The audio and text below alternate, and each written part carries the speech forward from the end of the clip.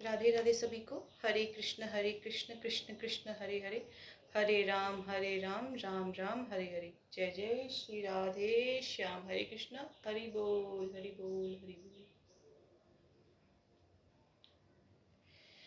मैं आप सबको आज उस बारे में कुछ कहना चाहती हूँ, क्योंकि जो चीज़ अभी हमारे देश में हुआ है वो प्लेन क्रैश के बारे में, जब मैं सोचती हूँ उसके बारे में कि सारे व्यक्ति एक साथ, किसी ने नहीं सोचा होगा जब सारे प्लेन में बैठे थे, अहमदाबाद से जो प्लेन जा रही थी लंदन के लिए, किसी ने ये नहीं सोचा होगा कि हम जा रहे हैं और इस वक्त हमारे जीवन की आखिरी वक्त है। किसी को नहीं पता था। सब ने यही सोचा था जाएंगे, वहाँ पे एक नया संसार बसाएंगे, घूमेंगे, जिंदगी को जिएंगे। इसी ख्वाब को लेकर के अपने पति, अपने बच्चे, अपने सास ससुर या फुल फैमिली के साथ सब लोग गए थे। जिंदगी जीने का मतलब ये नहीं है कि आप अपने परिवार के साथ रहो, उनको सुख पहुंचाओ और बस भविष्य का ही प्लान करते रहो। ये जिंदगी नहीं है। आपने जिंदगी जीने के लिए प्लानिंग किया, एक घर होगा, एक गाड़ी होगी, एक नौकरी होगा, एक फैमिली है, पति है, पत्नी है, बच्चे हैं, पूरा परिवार है। हम सब कुछ प्लान करते हैं जीवन में, पर हम एक प्लान को और उसमें जोड़ना भूल जाते हैं। क्या जीवन जीने के लिए नौकरी, घर, परिवार, बच्चे, पति, पत्नी, क्या यही जीवन है? खाना बनाओ, खाना खाओ और फिर सो जाओ, क्या ये जीवन है? नहीं। जीवन वो है जिसमें हर समय ईश्वर को याद करना है। दुनिया की जो जिम्मेदारी भगवान ने आपके ऊपर डाला है, उस जिम्मेदारी को निभाते हुए ईश्वर को ध्यान करना है।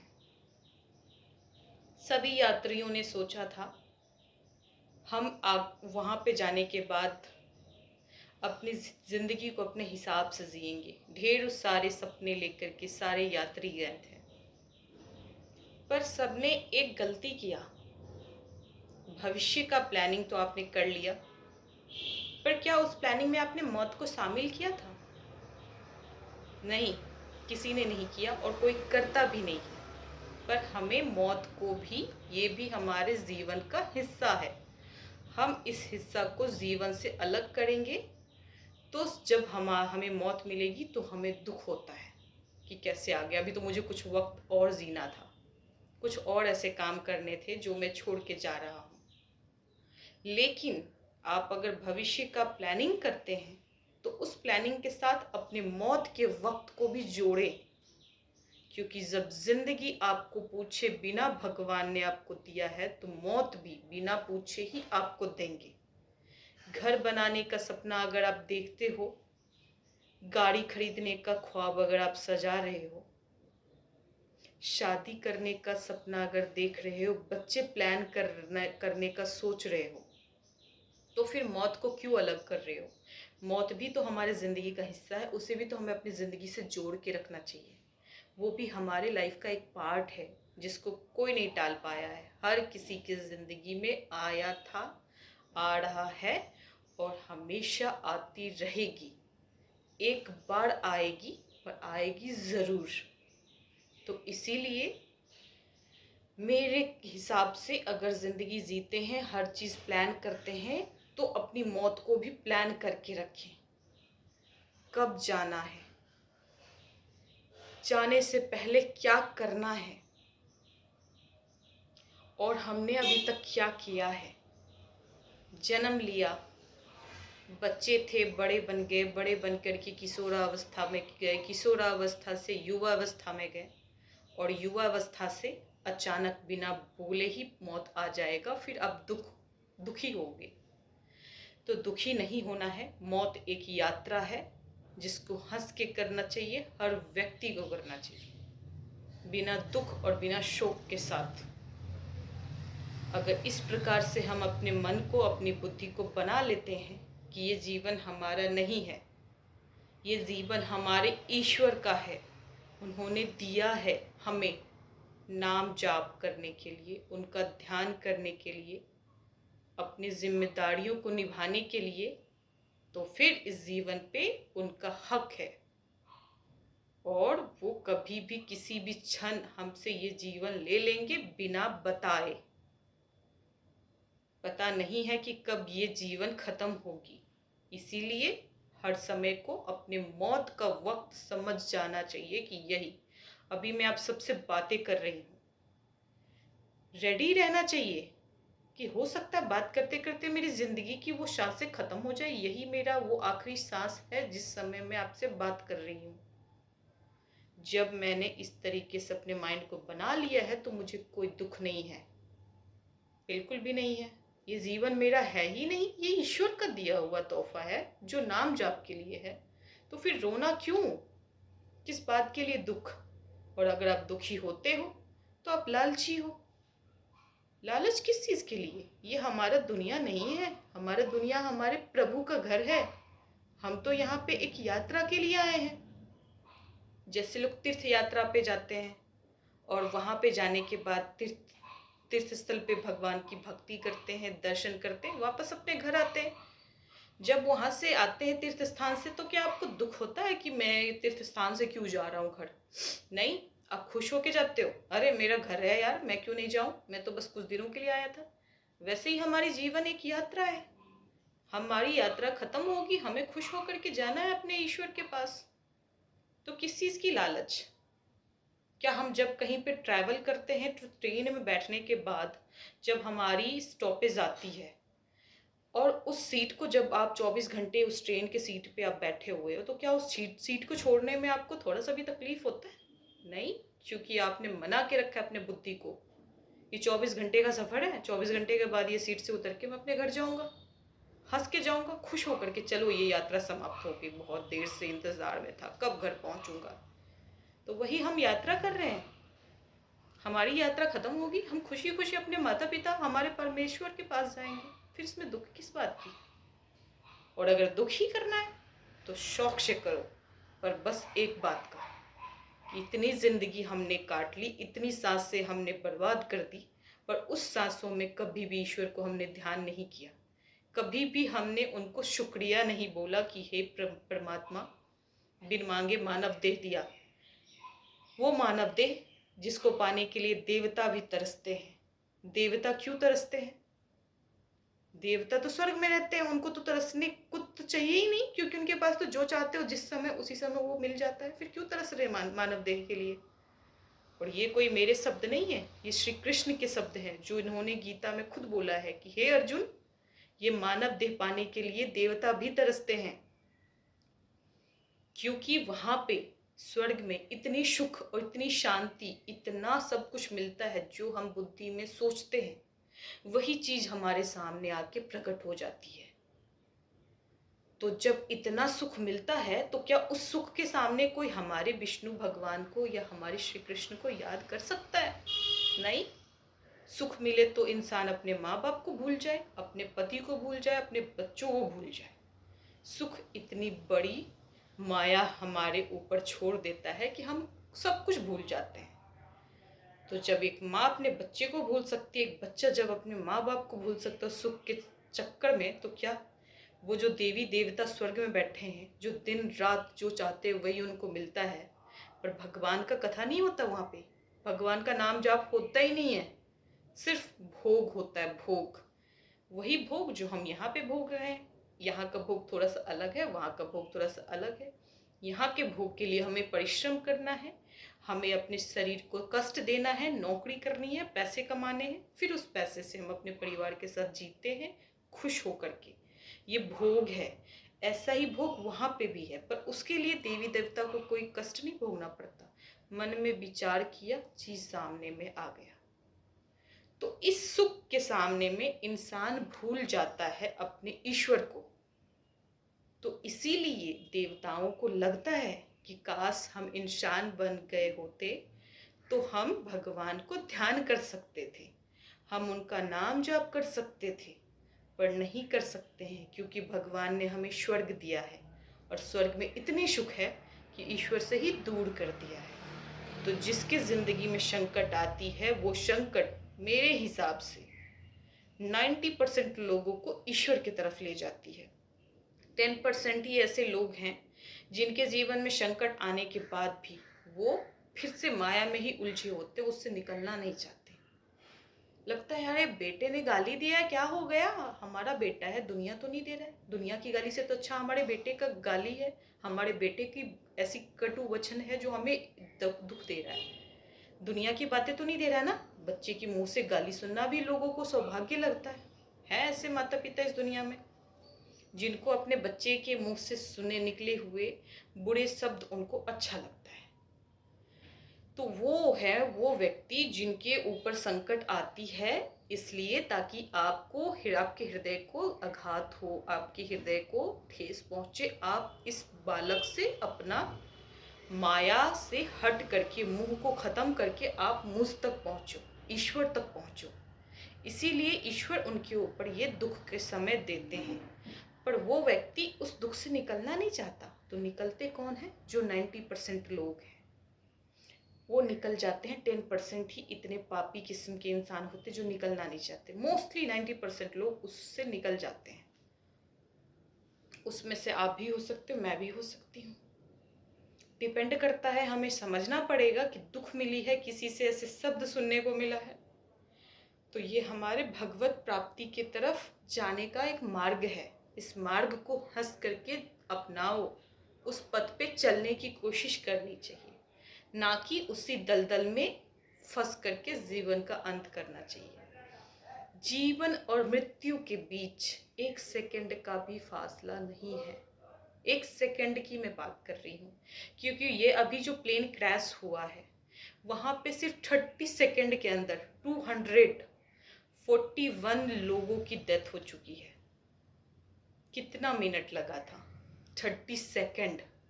अरे 1 मिनट भी नहीं लगा, आधे मिनट के अंदर। और एक साथ एक व्यक्ति नहीं, 441 लोग का जीवन नष्ट हो गया। 441 लोग। मैं तो यही सोच रही हूँ कि अगर मेरे साथ वो वक्त आए कि 30 सेकंड के अंदर मुझे प्राण त्यागना पड़े तो मैं क्या करूँगी? क्या करना चाहिए हमें? राधा, राधा का नाम के साथ नहीं, आंख बंद करके सोचना चाहिए कि हमारी राधा रानी हमारे सामने खड़ी है, ये अग्नि बन करके आई हैं और मुझे अपने गोद में ले जाना चाहती हैं। तो खुश हो करके अपने आप को अपने महारानी की तरफ लेके जाओ और अपने जीवन को जो जिया है आपने उसको व्यर्थ समझना चाहिए, जो वक्त हमने नष्ट कर दिया है। पर ये वक्त, कहते हैं कुछ लोग पूरी जीवन भर नाम जाप करते हैं, जीवन भर कृष्ण का ध्यान करते हैं, पर उनको हरि नहीं मिलते हैं। ईश्वर को पाने के लिए कभी कभी जीवन पूरा खत्म हो जाता है, पूरा जीवन कम पड़ जाता है उनको पाने के लिए, नहीं पा पाते, नहीं उनको मिलते हैं। लेकिन कभी कभी जीवन का सिर्फ 1 मिनट काफी है ईश्वर को प्राप्त करने के लिए। कैसे? क्योंकि जब हम भावना से, जब हम उस भाव में डूबते हैं कि ये वक्त है, इस वक्त को छोड़ के अभी मुझे सेकंड वाला चांस नहीं मिलने वाला, इसी वक्त में अपने अंदर के जो बसे हुए कृष्ण राम, जो अभी हमारे कहते हैं लकड़ी को 2 लकड़ियों को रगड़ने से उसमें अग्नि उत्पन्न होती है, उसी प्रकार हमारे आत्मा के अंदर जो परमात्मा बैठे हुए उनको जगाने के लिए हमारे प्रेम को जगाना पड़ेगा। जब तक प्रेम हमारे हृदय में नहीं जगती है ईश्वर के लिए, तब तक हमारी पूरी जीवन नष्ट हो जाएगी, पर हमें वो नहीं मिलेंगे। किसी बहुत बड़े संत के मुंह से एक मैंने बात सुनी है, कहते हैं कि पूरी जीवन में जितना आपने मंत्र का जाप किया हो, नाम जाप किया हो, वो सब फीके पड़ जाते हैं। बहुत बड़ी बड़ी बातें करते हैं शास्त्र, सब कुछ सच है, कुछ भी झूठ नहीं है। पर रही बात अगर भावना की, भावना से अगर आपकी आंखों से सिर्फ 2 बूंद आंसू गिरते हैं हमारे कृष्ण के लिए, हमारी राधा रानी के लिए, तो वो 2 बूंद अश्रु जो है वो बड़े से बड़े मंत्रों पे, बड़े से बड़े नाम पे भारी पड़ जाता है। कहते भगवान का नाम बहुत बड़ा है, बहुत अर्थ है इस नाम में, पर उस नाम को, और बहुत बड़े बड़े ज्ञानी हैं जो दिन रात होम करते हैं, यज्ञ करते हैं, मंत्रों का उच्चारण करते, वातावरण शुद्ध हो जाते, उस मंत्र में इतनी शक्ति है। पर वो मंत्र छोटी पड़ जाती है, फीकी पड़ जाती है, उसकी महत्व बहुत कम पड़ जाती है जब कोई भक्त अपने सच्चे हृदय से ईश्वर को पुकारे और सिर्फ 2 बूंद अश्रु के अपने आंखों से गिरा दे। उससे ज्यादा ईश्वर को कुछ नहीं चाहिए। क्या लेंगे वो आपसे? ये हमारा शरीर जो नासवान है, जो एक दिन चिता में जल के भस्म हो जाएगा 2 मिनट के अंदर, 2 मिनट भी बहुत है, 2 सेकंड के अंदर, क्या वो उनको ये शरीर चाहिए? क्या जो हम पैसे कमाते हैं, धन अर्थ के चक्कर में पड़े होते हैं, वो पैसे ले जाकर के हम मंदिर में दे देते, 100 200 500 1000 जो भी है, क्या हमारे ईश्वर उस पैसे के लिए बैठे हुए मंदिर में? क्या उनसे वो हमसे ये पैसे लेने के लिए बैठे हैं? उनको पैसे चाहिए? किसको पैसे चाहिए? जो देवी है, लक्ष्मी देवी, जो हमारे पास आती हैं, लक्ष्मी हमें देती हैं, जो पूरी दुनिया में लक्ष्मी बन करके घूम रही हैं, जिनके सामने कुबेर का खजाना छोटा पड़ जाता है, और जो हमारी श्री लक्ष्मी महारानी है, जो चरण दबाती है हमारे भगवान के, हमारे विष्णु जी के, वो विष्णु जी पूरे सृष्टि को जो कंट्रोल कर रहे हैं, वो उनकी जो अर्धांगिनी है लक्ष्मी महारानी, वो उनके चरणों में बैठ के हमेशा उनकी सेवा कर रही हैं।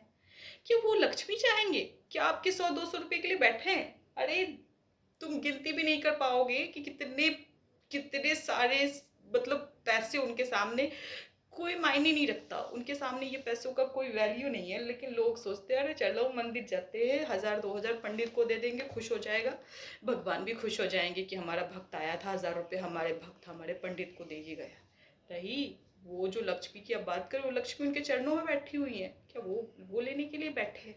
क्या वो पैसे आपको जन्म इसलिए देते कि वो हमें जन्म दे दे और हम नौकरी करके हम 2 4 रुपए कमा करके उनको दे सके, इसलिए हमें जीवन दिया है?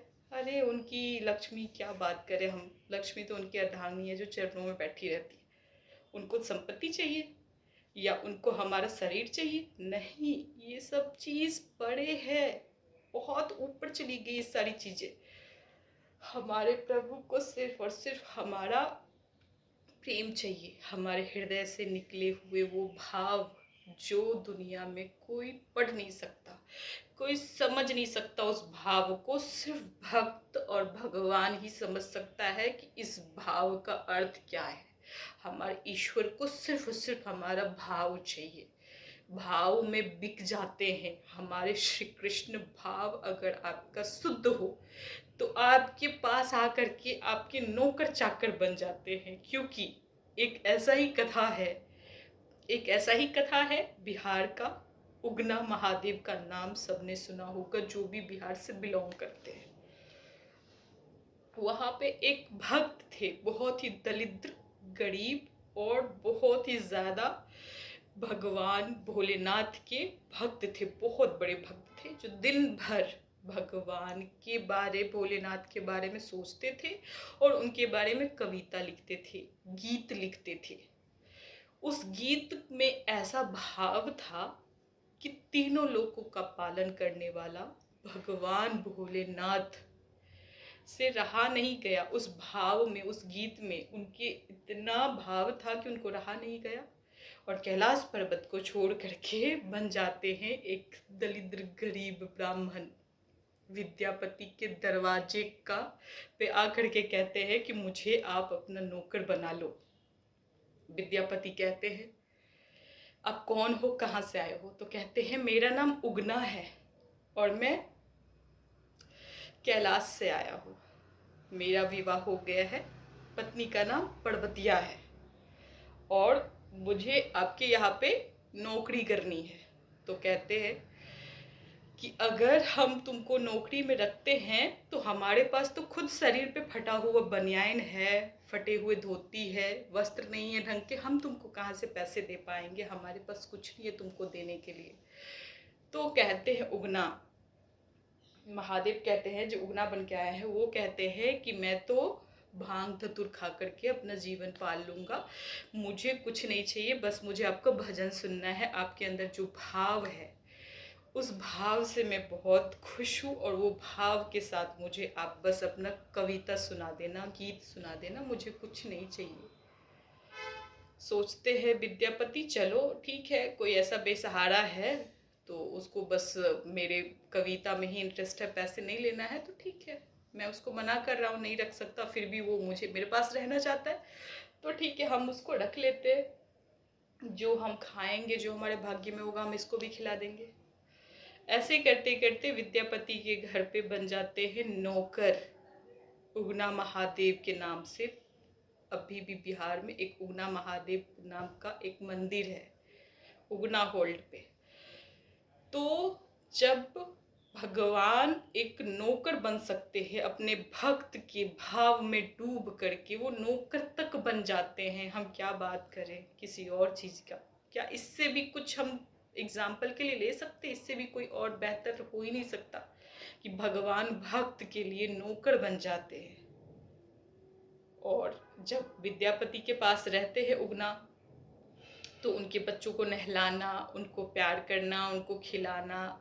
विद्यापति के साथ हर दिन उगना जाते थे माता गंगा के तरफ, गंगा नदी की तरफ, और उनको स्नान करवाने के लिए हर दिन का जाना उनका था। तो उनको लगता था कि मतलब मैं स्वर्ग में आ चुका हूँ, मैं जो मतलब कैलाश पे बैठा हुआ था, मैं स्वर्ग में आ चुका हूँ, यही मेरा स्वर्ग है, क्योंकि मेरे भक्त के हृदय में मेरी इतना प्रेम, इतना भाव, ये भाव जब मुझे मिल जाए तो ये नौकर क्या है, मैं तो कुछ भी बन जाऊं, ऐसे भगवान सोचते। तो इसके बारे में डिटेल्स में कहानी काफ़ी लंबी है, लेकिन कहने का मतलब ये है कि अगर हमारी भक्ति सच्चा है, हम भक्त हैं ईश्वर के, तो हमें इस बात को समझना पड़ेगा कि हर रूप में, हर स्थान पे, हर स्थिति में ईश्वर हमारे सामने सुदर्शन चक्र लेके हमारी मदद करने नहीं आएंगे, लेकिन हर एक रूप में वो मेरी मदद करने आएंगे। पर हमें उनके ऊपर से विश्वास खत्म नहीं करनी है, हमें अटूट विश्वास उन पे रखना है, तभी भगवान आते हैं। अरे भगवान तो इतने कृपामयी हैं, इतने दयामयी हैं कि मैं क्या ही बताऊं। सबको, पूरे ब्रह्मांड को पता है, सबको पता है कि एक वो झूठा बैर, माता सबरी का झूठा बैर, अगर हम अपने बच्चे को एक एप्पल काट के दे दे मुंह से, तो नहीं खाएगा। नहीं, ये तो झूठा है, मैं नहीं खा सकता, अब दूसरा दे दो मुझे। पर हमारे प्रभु देख रहे हैं कि जितने भी टोकरी में बैर रखी है माता सबरी ने, सारे के सारे झूठे, कटे कटे कटे। फिर उन्होंने झूठा बैर खाया, एक झूठा बैर खाया अपने भक्त के भाव को देख के। भाव क्या था कि कहीं मेरे प्रभु के मुंह में खट्टा ना लग जाए, इसलिए पहले मैं चेक करूंगी, फिर मैं अपने ईश्वर को खिलाऊंगी। और ये भाव उन्होंने देखा तो वो झूठा बैर खा गए। विद्यापति का जब भाव देखा तो एक नौकर बन गए महादेव। और जब एक भक्त का भाव देखते हैं तो सरसों का साग और रोटी खाते हैं हमारे श्री कृष्ण। ये सब तो कहने के लिए बहुत कम बातें मैंने बोली है, उनकी कथा बहुत है। ऐसे उनके भाव में जो डूब जाता है वो रसिकगण है। श्री वृंदावन धाम में अभी भी बहुत बड़े बड़े रसिकगण हैं जो रस में डूबे होते हैं दिन भर, इसीलिए तो उनको रसिकगण कहते हैं। भगवान के रस में जो डूब जाएं वो होते हैं रसिकगण। और उन लोगों के मन से जो निकले हुए बातें हैं, उनके जो शब्द हैं, जो उन्होंने पूरी जिंदगी में जिया है, महसूस किया है, वो संसारिक लोगों को भी बताते हैं कि आज ऐसे कृष्ण आए थे, उन्होंने ऐसा लीला किया है। हालांकि वो लीला कोई देख नहीं पा रहा है, किसी किताब में नहीं लिखी है, पर भक्त के हृदय से उन्होंने देखा वो लीला, और उस लीला को संसारिक लोगों को परोस रहे हैं थाली में डाल डाल के कि आप भी महसूस करो, जो मैंने किया है वो आप भी कर सकते हो, कोशिश करो, बस एक कदम उनके तरफ चलो, वो 1000 कदम आपकी तरफ चलेंगे। तो फिर क्यों ना एक कदम चलना चाहिए हमें उनकी तरफ, जिनके पास हमें जाना है, इस शरीर को, इस घर को, इस संसार को छोड़ के। क्योंकि ना तो ये शरीर हमारा है, ना ये घर हमारा है, और ये ना ही हमारा जीवन है। ये जीवन भी उनका। कहते हैं कहने को, ये तन मन धन सब तेरा, तन मन धन सब तेरा आप कह रहे हो, कहने को कह रहे हो, पर क्या सच में ऐसा मानते हो? नहीं मानते। हम सोचते हमारा लाइफ है, हमारी जीवन है, लेकिन कहने को कहते तन मन धन सब तेरा।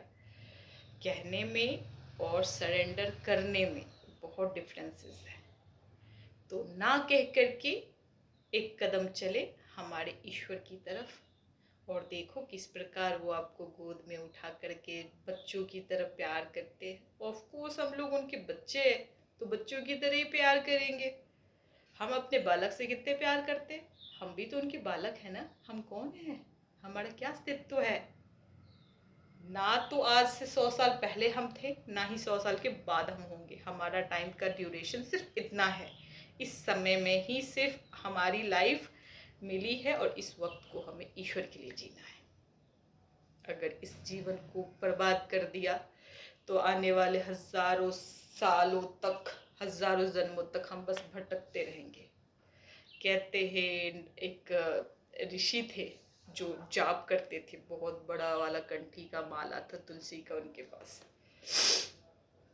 और वो जाप करते थे तो ऐसे धागा पकड़ते थे, बोलते थे राम, ऐसे पढ़ के खींचते थे माला को, ऐसे पढ़ के खींचते थे और छूते थे, छूते छूते राम करते थे। तो लोग ने पूछा कि बाबा लोग तो ऐसे जाप करते राम राम राम राम राम राम, एक एक मोती, आप सारे मोती को एक बार में क्यों छूते हो? तो वो कहते हैं राम नाम का लूट है, लूट सके तो लूट, अंत काल पछताओ के प्राण जाए जब छूट। ये राम नाम लेने का जो समय है, इसको लूटो।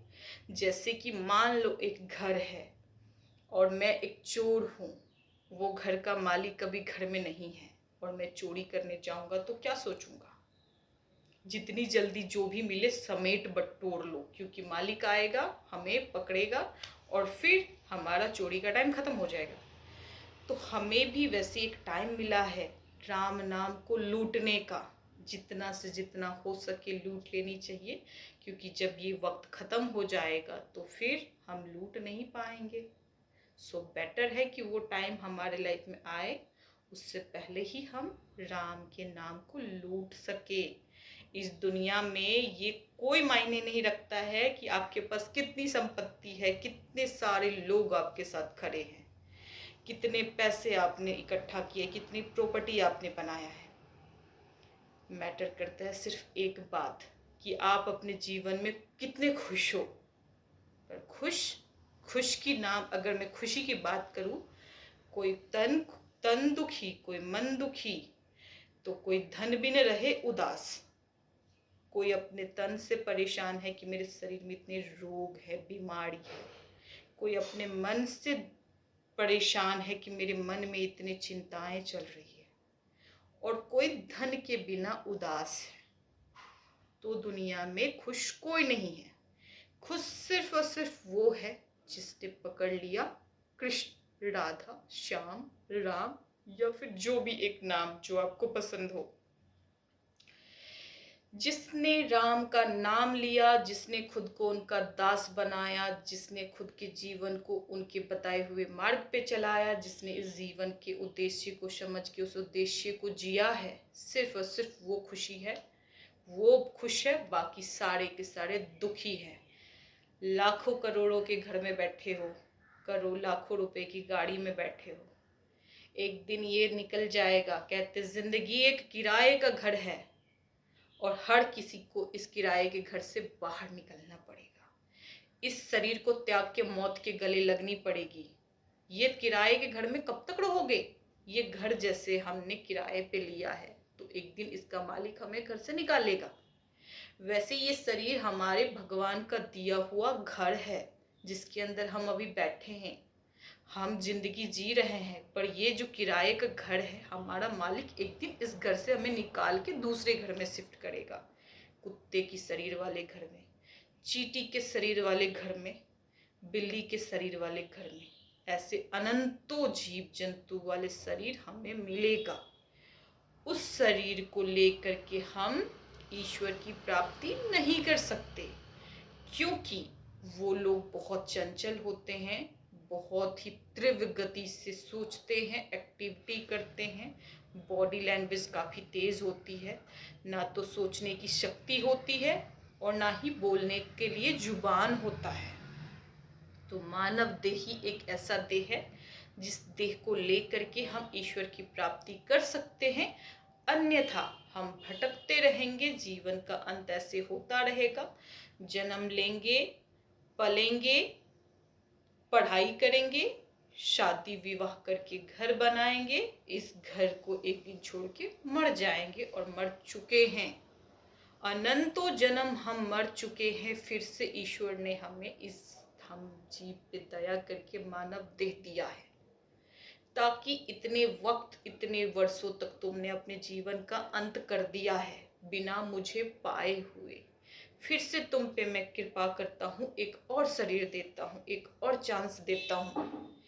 इस शरीर के द्वारा तुम मुझे प्राप्त करो, मैं तुम्हें अपनाऊंगा, मैं तुमको अपने हृदय से लगा करके हमेशा के लिए अपने ही लोक में रखूंगा। मृत्यु लोक के पास में तुम्हें नहीं भेजूंगा, जहाँ पे जन्म और मृत्यु का चक्र जब खुल जाती है तो फिर वो ईश्वर को प्राप्त करता है, और मरण और जन्म का जो चक्र है वो कभी समाप्त नहीं होता। समाप्त होता है उनके लिए जो भक्त हैं, जिन्होंने पूरी जिंदगी को ईश्वर के लिए जिया है। उस व्यक्ति के लिए ये चक्र टूट जाती है, खुल जाता है और वो ईश्वर को प्राप्त कर लेता है। तो इस जीवन में उनको प्राप्त करने के लिए हमें नाम जाप करनी पड़ेगी, भक्ति करना पड़ेगा, और हमेशा अपने हृदय में ईश्वर के लिए वो स्थान बनाना पड़ेगा, जो स्थान हम अपने पति को देते हैं, अपने पुत्र को देते हैं और हम ईश्वर को नहीं देते हैं, वो स्थान हम अपने ईश्वर के लिए दें। ईश्वर ये नहीं कहते पति को, पुत्र को, सबको छोड़ के सन्यासी बन जाओ। कहते हैं सबको मैंने तुम्हें दिया है, तुम्हारा था ही क्या, मैंने तुम्हें जन्म दिया, मैंने ये सारे रिश्ते तुम्हें दिए हैं, तो इस रिश्ते के अंदर मुझे देखो, मुझे महसूस करो कि मैं ही इन सब के अंदर हूँ और मैं ही इन सब के बाहर हूँ। फिर इस तरह से जब तुम सोचोगे और अपने कर्तव्य को पूरा करते हुए मुझे ध्यान करोगे, मेरा नाम लोगे, फिर मैं तुम्हें मिलूँगा, और जब मैं तुम्हें मिल गया तो फिर तुम्हें और क्या चाहिए। तो इसीलिए हमारे जीवन का एकमात्र लक्ष्य हमारे श्री कृष्ण, उसको छोड़ करके कोई और दूसरा हमारे अंदर कोई और सपना या फिर और कुछ पाने की लालसा ना रहे। कोशिश करनी है, एक बार में नहीं होगा पर एक दिन जरूर होगा, धीरे धीरे हमें करना है। हम एक बार में परफेक्ट नहीं बन सकते, क्योंकि ज़िंदगी के इतने सालों ने हमें मोह माया में बांध के रखा है। तो एक बार हम माया से मुक्त नहीं हो सकते, पर थोड़ा थोड़ा सा हम अगर कोशिश करेंगे तो ज़रूर होगा। तो कोशिश करनी चाहिए।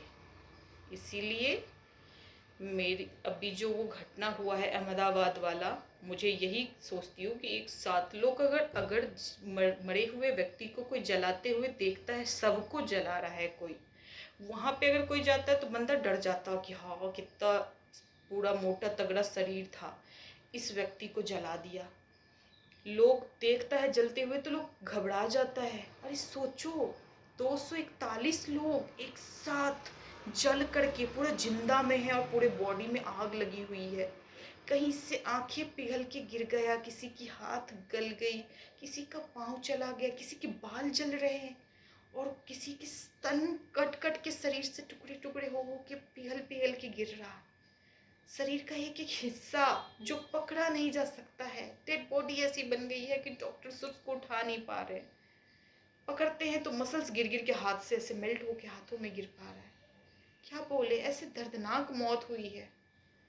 और ऐसे दर्दनाक मौत होने के बावजूद भी अगर हम उससे कुछ ना सीखें कि जिंदगी कितने कम समय में छीन सकती है हमसे, तो हमसे बड़ा मूर्ख और कोई नहीं हो सकता। जिंदगी किसी भी पल खत्म हो सकती है, किसी भी पल। हर पल को अपनी जिंदगी की आखिरी पल समझ करके ईश्वर का नाम लेकर के जीना चाहिए। और सबसे बड़ा और सबसे चमत्कारी वाली बात तो ये है कि सब कुछ समाप्त हुआ, लोहा का प्लेन जल गया, पत्थर का जो दीवार का घर बना था वो जल गया, लकड़ी के जो फर्नीचर्स बने थे उस बिल्डिंग में जहाँ पे वो प्लेन गिरा वो जल गई, इंसान जल गया, कपड़े जल गए, सोने चांदी पैसे सब कुछ जल गया, ईंट पत्थर कंकर लोहा एल्युमिनियम जो भी था प्लेन के अंदर, जिस जिस भी मटेरियल से प्लेन बनाती है वो हर चीज जल गया, कुछ भी नहीं बचा। सिर्फ और सिर्फ बचा तो एक वो व्यक्ति जिसको ईश्वर ने दोबारा पुनर्जन्म दिया है ताकि तू मेरे शरणागत बन।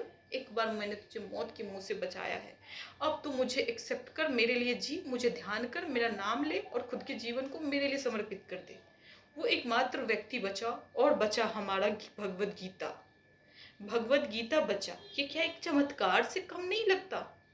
ये चमत्कार है, क्योंकि भगवान कहते हैं कि भगवान में, भगवद गीता में और भक्त में, भक्त भगवद गीता और भगवान में कोई डिफरेंसेस नहीं है, कोई भेद नहीं है, ये तीनों एक है। भगवान भक्त के अंदर है और भगवान भगवद गीता के अंदर है, इसीलिए भगवान भक्त और भगवद गीता में कोई डिफरेंसेस नहीं है। भगवान वहाँ पे सोचो, वहाँ पे मैंने जब भगवद गीता का किताब देखा तो उसमें श्रीला प्रभुपाद जी की फोटो भी मैंने देखी। वो भी तो भक्त थे, भक्त में ही तो भगवान है, भगवान में ही तो भक्त है। वो बच गया, बाकी सब नष्ट हो गया। तो वही जिंदगी हमें सिखाती है कि सब कुछ जल जाएगा, ये घर अर्थक्वेक आएगा, टूट जाएगा, गिर जाएगा, टूट जाएगा, जो भी होना नष्ट होगा। ये जो पेड़ पौधे हम देख रहे हैं अपने आसपास में, ये एक दिन नष्ट होगा। अर्थक्वेक आएगा, आंधी तूफान आएगी, पेड़ टूटेगा, गिर जाएगा और नष्ट हो जाएगी। ये पहाड़ जो हम देख रहे हैं, ये पहाड़ पर्वत चट्टान, ये सब एक दिन टूट जाएगा, सब नष्ट हो जाएगा। केदारनाथ में हुआ था, बहुत बड़ा बड़ा पहाड़ पर्वत सब टूट गया, पर बच गया सिर्फ और सिर्फ केदारनाथ के शिवलिंग। मंदिर से जाकर के टकरा गई थी एक बहुत सब विशाल चट्टान, जो मंदिर को तोड़ा नहीं, बाकी सब वहाँ का नष्ट हो गया था। उत्तराखंड में 2013 की बात है।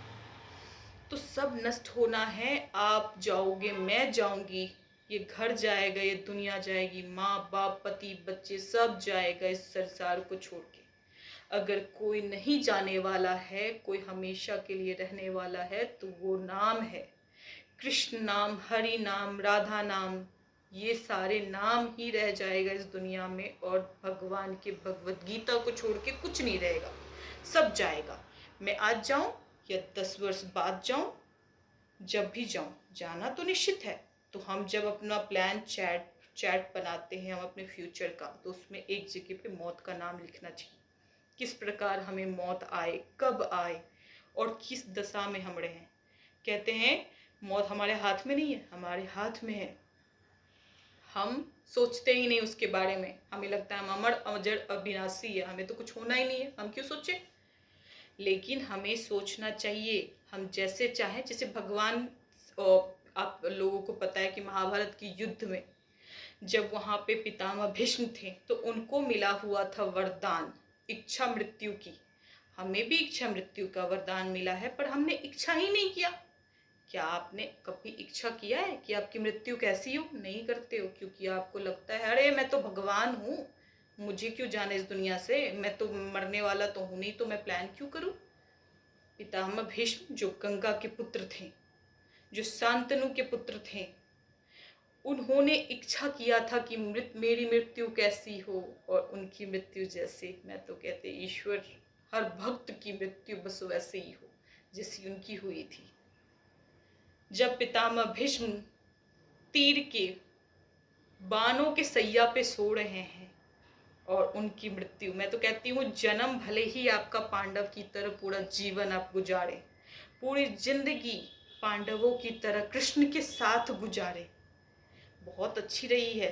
नकुल, सहदेव, कर्ण की, अर्जुन की, सबकी जिंदगी बहुत अच्छी रही है, क्योंकि पूरी जिंदगी उन्होंने कृष्ण के छत्र छाया में काटा है, तो बहुत अच्छी जिंदगी रही है उनकी। पर मौत सबसे अच्छा है तो सिर्फ और सिर्फ गंगा पुत्र भीष्म का, क्योंकि जब वो बाणों की सैया पे सो रहे हैं, पीले कलर की पीताम्बर वाला भेष धारण करके उनकी इच्छा थी कि मैं जब भी जाऊं तो मेरे सामने वासुदेव कृष्ण हो, मंद मंद मुस्कुराते हों, और जिनके शरीर पे पीले कलर का पीताम्बरी धारण किया हो, जिनके मुख की लालिमा ऐसी हो कि पूरी ब्रह्मांड की जो सुंदरता है वो वहीं पे जाके बस समाप्त हो जाए, और मेरे श्री कृष्ण मुझे देख रहे हो, मैं उनको देख रहा हूँ, और उस समय इस शरीर से मैं आज्ञा ले रहा हूँ कि मैं तुमको अब त्याग रहा हूँ, क्योंकि मेरे सामने ईश्वर खड़े हैं, मेरे सामने कृष्ण खड़े हैं, अब मुझे उनके पास जाने दो, अब मैं उधर जाना चाहता हूँ, जिन्होंने मोर का मुकुट धारण किया हुआ है और फिर भी इतने सहनशीलता से खड़े हैं कि अगर आप पितामह भीष्म, आपकी इच्छा थी कि आपके अंत समय मैं आपके सामने खड़ा रहूं, मैं आपको दर्शन दूं, तो आप मुझे आज्ञा दो कि मैं आपके इस शरीर से जीवात्मा को निकाल के मैं अपने हृदय में बसाऊं, या कुछ वक्त आपको और ठहरना है इस शरीर में। और जब पितामह भीष्म कहते बस केशव, बस माधव, अब मुझे कुछ नहीं चाहिए, बस तुम्हारा मुख देख करके कृष्ण कृष्ण गोविंद गोविंद, मुंह से गोविंद निकल रहा है और आंखों से गोविंद के दर्शन हो रहे हैं। ऐसी मृत्यु का हमें भी इच्छा करनी चाहिए। हमें भी इच्छा की मृत्यु का वरदान मिला है, पर हमने कभी इच्छा नहीं किया। हमें इच्छा करनी चाहिए, अभी भी समय है। कभी बैठ करके घंटा भर सोचना कि हमारी मृत्यु कैसी होनी चाहिए, उस समय हमें क्या करना चाहिए, हम उस समय कहाँ हो, हमारी आखिरी शब्द क्या हो, हमारी आखिरी दृष्टि से हम क्या देखें, हमारी बुद्धि आखिरी समय में क्या सोच रही हो, उसको कभी प्लान करना। और उस मृत्यु जब जो आए आए, अभी से उसको इमेजिन करो, कल्पना करो, फील करो, और इस फीलिंग के साथ जीते रहो पूरी जिंदगी। एक दिन वो समय जरूर आएगा कि आपको वो मौत मिलेगी, और उस मौत से खूबसूरत कोई जिंदगी नहीं मिलेगा आपको। पूरी जिंदगी का सुख वहां पे फीका पड़ जाएगा, जब हमारे बाकी बिहारी श्री कृष्ण गोविंद मुरारी सुदर्शन चक्रधारी केशव माधव मधुसूदन हमारे सामने खड़े होकर के हमें हमारे शरीर से ले जाएंगे अपने हृदय में, या फिर अपने चरण में ले जाएंगे, और जीवन और मृत्यु के चक्र से हमें छुड़ा देंगे। हमें वो मृत्यु की कामना करनी चाहिए, क्योंकि मृत्यु तो आनी है ही। प्लेन क्रैश में हुए लोगों की मौत की तरह हो, या पानी में डूब के हो, या फिर हॉस्पिटल के आईसीयू में हो, होना तो तय है।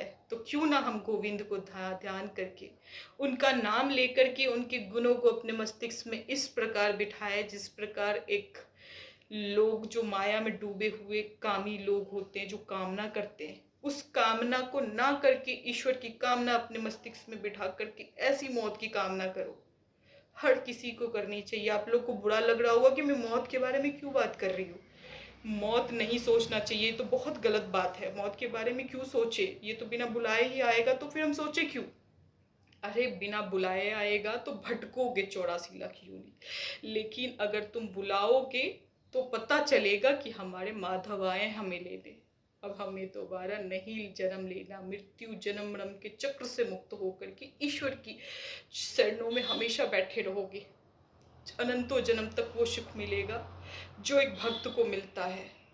तो हमें खुद को भगवान का भक्त बनाओ ना बनाओ कोई फर्क नहीं पड़ता, बस भगवान का दास बना लो। जब बजरंग बली जहाँ पे भी जाते थे, लंका में भी गए थे, तो उन्होंने ये नहीं बताया कि मैं बजरंग बली हूँ जिसने 7 समुंदर लांग के तुम्हारे रावण तुम्हारे दरबार तक आया है। खुद की बड़ाई कभी की नहीं। ना तो उन्होंने ये बोला कि 7 समुंदर लांग करके आया हूँ, मैं बहुत महान हूँ, बहुत ही वज्र का शरीर है, या मैं इतना ज़्यादा पावरफुल हूँ। उन्होंने बोला ही नहीं। और ना ही वो कहते हैं कि मैं अंजनी पुत्र हूँ, ना तो वो ये कहते हैं कि मैं पवन का पुत्र हनुमान हूँ। वो सिर्फ और सिर्फ इतना कहते हैं। हाँ, और वो ये भी नहीं कहते कि मैं राम का भक्त हूँ। नहीं, हम तो भक्त कभी बन ही नहीं सकते यार, तो हम भक्त क्यों कहें। हम तो उनके दास हैं, हम तो राम के दास हैं, हम तो हनुमान के दास हैं, हम तो कृष्ण के दास हैं, हम तो राधा दास हैं। तो फिर हम क्यों बोले कि हम भक्त हैं। भक्त नहीं बन सकते हम, भक्त कभी नहीं बन सकते, इसीलिए दास बनाए खुद को तुच्छ नीच दीनहीन ऐसा खुद को महसूस करो कि खुद के अंदर अहंकार घमंड आए ही ना, क्योंकि यही वो अहंकार है जो हमें इंसान बनने के लिए लगता है हम इंसान हैं। ये अहंकार जो हमारे अंदर है ना, यही हमें कभी भी मौत तक सोचने नहीं देता, यही हमें कभी ईश्वर तक जाने नहीं देता, और यही जो हमारे अंदर जो अहंकार बसा हुआ है वो इस शरीर को अपना समझता है। इस अहंकार को निकाल करके हमें तुच्छ दीनहीन और उनके चरणों का मतलब एक धूल के समान समझना चाहिए कि हमारा कोई अस्तित्व नहीं है, हमारी कोई एग्जिस्टेंस नहीं है, हम सिर्फ और सिर्फ एक निमित्त मात्र हैं जिनको ईश्वर ने बनाया है अपनी सेवा करवाने के लिए, अपना गुणगान गाने के लिए, ताकि उनका गुणगान गाएं, उनकी कृपा हम पे बरसे, और कृपा जब आ जाएगी तो ऑटोमेटिकली हम दुख में भी रहेंगे तो वो दुख का असर हमारे ऊपर नहीं होगा। दुनिया को दिखेगा कि ये दुनिया में सबसे दुखिया है, पर दुखिया वो होते हुए भी दुखिया का असर उसके ऊपर नहीं होता, उसके अंदर इतनी संतोष होती है, उसके अंदर इतना ज़्यादा सेटिस्फैक्शन होता है कि वो दुख उसको सुख के बराबर लगता है। वो उस दुख में इतना खुश होता है जितना एक करोड़पति इंसान अपने जीवन में कभी सुखी नहीं होता, उससे लाख गुना सुखी वो हर सुख दुख में खुद को सुखी समझता है। तो हर दुख में सुख की मतलब एक आपके अंदर जब तक भावना ना आए, एक बात आप समझना कि अगर आप दुखी हो और वो दुख आपको महसूस नहीं हो रहा है, वो दुख आपको सुख का वो फीलिंग दे रहा है, तो आप समझ लेना कि प्रभु का कृपा है, क्योंकि लोगों को मैंने बड़े बड़े महलों में रोते हुए देखा है, और बहुत ऐसे भक्त और बहुत ऐसे दास को मैंने देखा है जो रोड पे बैठ करके अश्रु बहा रहे हैं, रो रहे हैं, पर वो रोना कोई धन संपत्ति के लिए नहीं है, किसी से बिछड़ने का गम में नहीं रो रहा है, वो रो रहा है तो प्रभु को धन्यवाद करके कि हे प्रभु, आपने इस तुच्छ जीव पे अपनी दृष्टि डाली और मेरे मुख से राधा का नाम निकलवा रहे हो। ये प्रेम आपका कितना अधिक है मेरे इस पापी इंसान के लिए, कितना ज़्यादा आप मुझसे प्रेम करते हो कि मेरे मुख से राधा का नाम निकलवा रहे हो। वो राधा का नाम जिसको सुन करके सुखदेव का नाम सबने सुना होगा, भगवान सुखदेव की बात कर रही हूँ मैं। वो भगवान सुखदेव जिन्होंने राजा परीक्षित को गीता सुनाया था, भागवत गीता सुनाया था, वो परीक्षित जब अगर एक बार अपने मुख से राधा का नाम निकाले तो उनको 6 महीने के लिए समाधि लग जाती थी। इतना महसूस करते थे उस नाम को कि नाम बोलते ही बस उनका समाधि लग जाता था। इसीलिए उन्होंने कभी भी राधा नाम को बोलना नहीं चाहा। क्यों? उस 7 दिन के अंदर जब पता था कि ये राजा परीक्षित जो है, इसको सिर्फ 7 दिन के अंदर तक्षक नाग इसको डस लेगा, और इनके ज़िंदगी का उद्धार करने के लिए मेरे पास 7 दिन है। इस 7 दिन के अंदर मैं राधा का नाम नहीं लूँगा। अगर मैं राधा का नाम लूँगा तो मुझे लगेगी समाधि और इनका कल्याण नहीं होगा। तो एक भक्त को का कल्याण करने के लिए उन्होंने पूरे भगवद गीता में राधा का नाम कहीं पे भी नहीं लिया है। हालांकि राधा रानी का नाम लिया गया है भगवद गीता के दूसरे अध्याय में, चौथे अध्याय में और 14वें अध्याय में राधा का नाम लिया है उन्होंने, पर घुमा के लिया है। ऐसे लिया है ताकि उनको समाधि भी ना लगे और हमारी राधा रानी, हमारी महारानी का नाम का जिक्र भी हो जाए। क्योंकि बहुत सारे ऐसे लोग हैं दुनिया में कि जो कहते हैं कि अरे बाप रे, सुना है कि श्री कृष्ण भगवान के तो हृदय थी राधा रानी, तो फिर राधा रानी का गीता में जिक्र क्यों नहीं है? अरे भाई साहब, जिक्र कैसे होगा? क्योंकि जो भगवत गीता सुना रहे हैं उनको राधा नाम बोलने से ही 6 महीने की समाधि लग जाती है, और भक्त का, राजा परीक्षित का कल्याण करने के लिए सिर्फ 7 दिन मेरे पास है। तो मैं उस 7 दिन में राधा का नाम नहीं लूँगा, उनका नाम लिए बिना मैं जी भी नहीं सकता। इसीलिए गोल गोल जलेबी की तरह घुमा के उन्होंने राधा नाम बोला है। वेद व्यास ने लिखा है गीता, भगवत गीता को वेद और व्यास ने लिखा हुआ है। पर इसीलिए कहते हैं कुछ लोग के नाम ही नहीं है राधा रानी का, जो इतना प्रेम करते हैं राधा रानी से, तो उनके नाम के बिना वो कैसे रह सकते हैं? तो उनको नाम लेना चाहिए। पर आप लोग को शायद पता नहीं था, इसीलिए मैंने ये बात बताया है कि जब राजा परीक्षित का उद्धार करने का समय आया तो भगवान सुखदेव ने 7 दिन तक भगवत गीता का ध्यान करवा करवा करके उनके उद्धार किया। लेकिन राधा नाम डायरेक्ट ना लेकर के इनडायरेक्टली घुमा के उन्होंने लिया हुआ है राधा। तो एक नाम लेने से ऐसी भावना हमारे अंदर भी होनी चाहिए कि हम एक बार राधा का नाम लें तो हमें भी समाधि आए। समाधि तो आना बहुत मुश्किल है, क्योंकि आजकल के जो जनरेशन है, जैसे लोग हैं, जैसे पाप में मतलब खुद को पाप के अंदर फंसा के रखा हुआ है, तो समाधि लगना तो इम्पॉसिबल है। पर हाँ, एक कोशिश हम जरूर कर सकते हैं कि हम अपने अंदर से ऐसा भाव उत्पन्न करें कि भगवान के लिए 2 अश्रु उनको दे दे। बस उनको हमारा भाव से चढ़ाया, और 2 आंसू के बूंद ही काफ़ी हैं, उनको कुछ नहीं चाहिए। खैर, आज की बातें मैं यहीं पे समाप्त करूँगी, और एक नई कहानी और नई एक्सपीरियंस के साथ, चाहे वो जीवन की एक्सपीरियंस मेरी हो, आपकी हो, या किसी भक्त की हो, मैं उसी एक्सपीरियंस के साथ आप सबके सामने फिर दोबारा आऊँगी। और उम्मीद करती हूँ कि आप लोगों की मेरी जो भी बातें हैं वो अपने जीवन में भी उतारने की कोशिश करें। पूरी ना सही, बस एक राधा नाम सिर्फ अपने जीवन में उतार लो, यही नाम आपको मुक्ति के मार्ग पे ले जाएगा। बाकी सब कुछ छोड़ो, राधा का नाम अपने जीवन में उतारो। ये लंबी चौड़ी जो मैं बातें करती हूँ वो इसलिए ताकि कोई समझ सके मेरी बातों को, कोई महसूस कर सके और अपने जीवन को बदलने की कोशिश करे। सबका तो पता नहीं, पर उम्मीद करती हूँ जिस दिन एक भक्त का भी जीवन में कल्याण हुआ, उद्धार हुआ, और जिस दिन वो अपने जीवन की एक्सपीरियंस मुझे बताएगा कि किस प्रकार उसका लाइफ बदला है इस नाम की वजह से, उस दिन मुझे बहुत खुशी मिलेगी कि मेरी इस मानव देह मिलने का चलो थोड़ा तो लाभ हुआ, कि मेरी बताए हुए बात से, मेरे बताए हुए एक्सपीरियंस से, उस नाम को अपने जीवन में धारण करने से किसी की जीवन तो बदली। और उस नाम को कभी छोड़ना नहीं है, उस नाम को हमेशा पकड़ना है अपने जीवन के आखिरी सांस तक।